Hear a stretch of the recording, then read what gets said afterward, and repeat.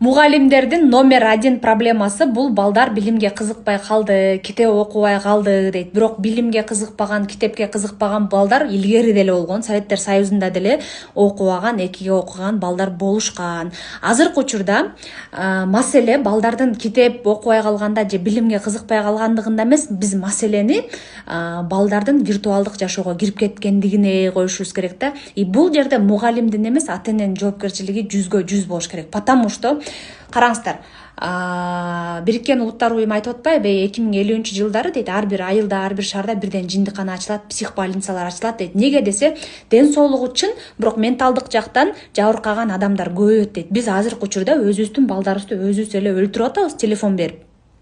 Телефонго кирип алган адам ал китеп окубайт. Сиз мисалы азыр 45 жаштагы ата-эне болсоңуз же мугалим болсоңуз, сиз өзүңүздү ошол жаш баланын ордуна коюп көрсөңүз, например, сиз 12 жаштагы бир подросток бирөө болсоңуз, сиз китеп окуйт белесизби, телефон чукулайт белесиз? Конечно, телефон чукулайт болчу, туурабы?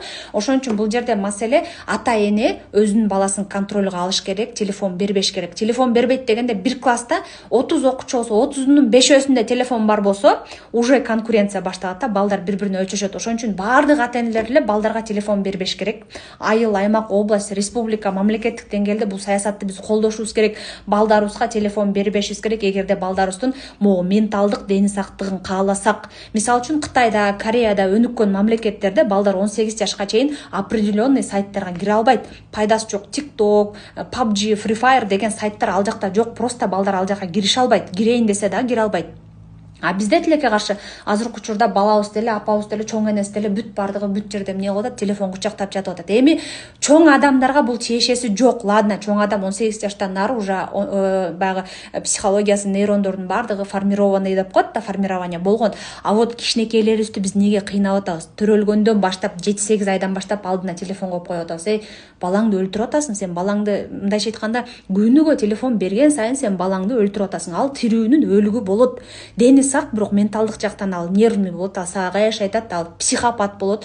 Анан элестетиңиз, сиз азыр 35 жашта болсоңуз, 30 жылдан кийин картаясыз да. Анан 30 жылдан кийин жанагы балаңыз 30ка чыгат. Анан өзүң 60ка, 65ке чыгып алып, орукчан болгонуң аз келгенсип, плюс 30 жаштагы балаң дагы бир орукчан болсо, андай баланын андай кыздын не кереги бар? Ошон үчүн урматтуу ата-энелер, сиздерге алтын сырга, эгерде балдарыңыздардын менталдык дени сактыгын кааласа, ал жакшы окубай эле койсун. Жакшы окубаган балдар илгери деле болгон. Окусунан жетишпей эле, ал просто телефон чукуласын, просто виртуалдык жашоого кирбесин. Ошону контроль кылыңыздар. Бул бизге эртең 20, 30, 50 жылдан кийин бул биздин мамлекетибизге өтө чоң проблема алып келе турган чоң бир көйгөй.